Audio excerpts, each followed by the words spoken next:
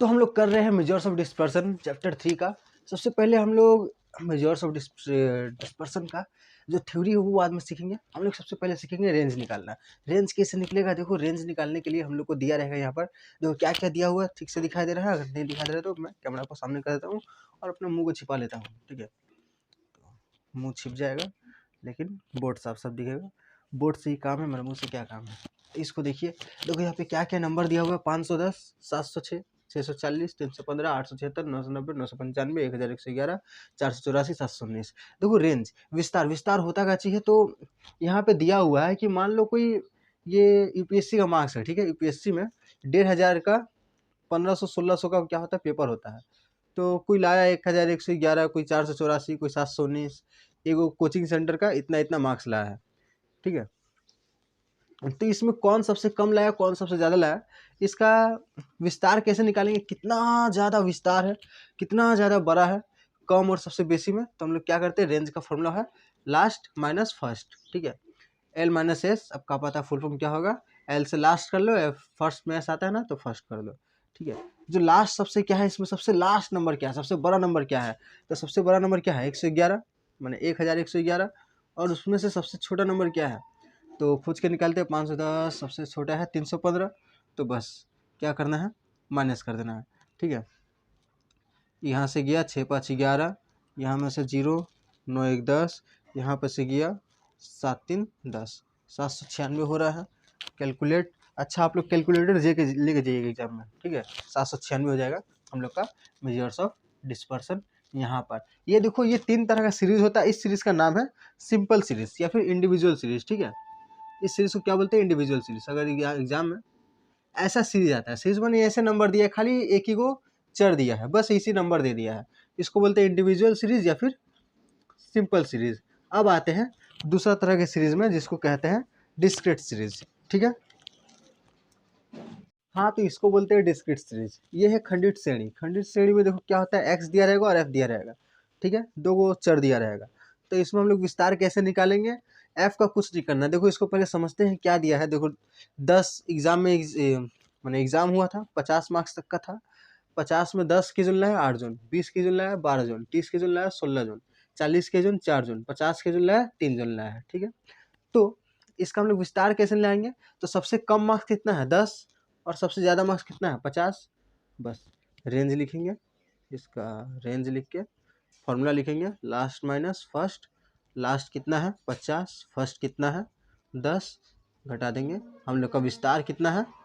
40 है, ठीक है? बहुत ही आसान है। इसके बाद देखते हैं तीसरा सीरीज।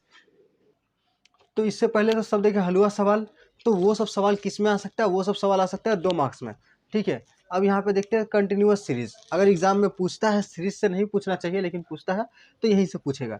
देखो इसका हम लोग कैसे निकालेंगे? देखो 10 से 19 का बीच में लाया मार्क्स ही वाला, ठीक है? मान लो कि 60 में, वही 60 मार्क्स का क्या हुआ था, एग्जाम हुआ था।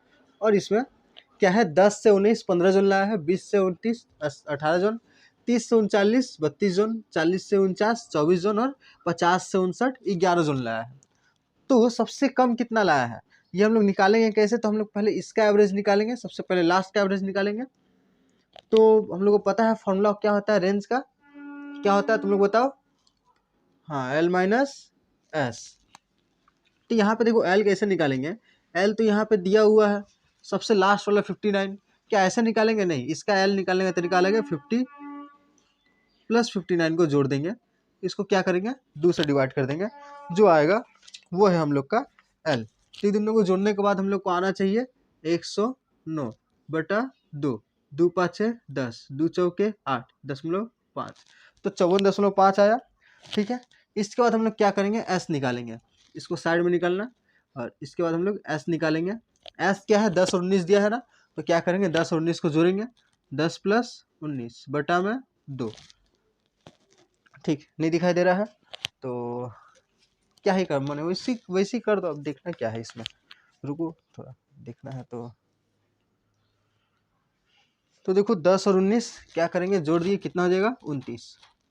29/2, 2 एकम 2, 2 चौके 8.5, ठीक है? ये आ गया हम लोग का एल और ये आ गया हम लोग का एस। बस उन दोनों को घटा दो। आ जाएगा हम लोग का यहाँ का विस्तार।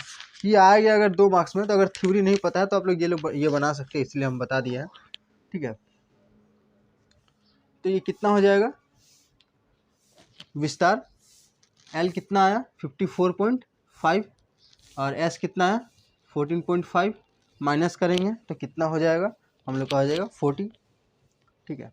ये आ गया हम लोग का विस्तार। बस विस्तार खत्म हो गया इसी के साथ। अगर जैसा भी आएगा विस्तार आप लोग कर लीजिएगा, और कोई डाउट होगा तो टेलीग्राम में भेजिए, ठीक है।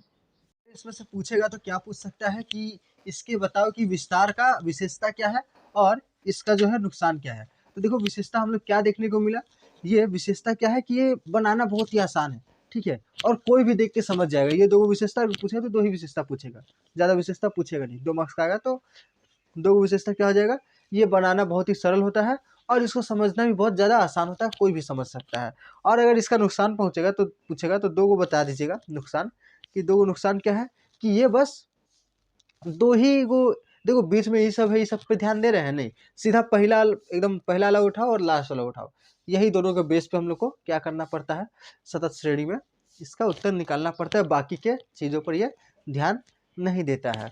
और अगर देखा जाए इसका और खराबी क्या है, तो इसका खराबी यही है, विस्तार प्रतिदर्श के परिवर्तन से प्रभावित होता है। खुले सिराओं वाली श्रेणी में इसका विस्तार का गणन नहीं होता है। इसके अलावा केंद्र प्रवृत्ति के मापन से, बाकी सब तो समझ में नहीं आ रहा है। एक ही को इसका खराबी देख लीजिए क्या है, कि ये बस 2 ही को चीज 2 ही को इसको क्या बोलेंगे, 2 ही को इन्फॉर्मेशन के अनुसार ये काम करता है, ठीक है। तो ये हो गया हम लोग का विस्तार। इसके बाद हम लोग पढ़ेंगे डिस्पर्सन।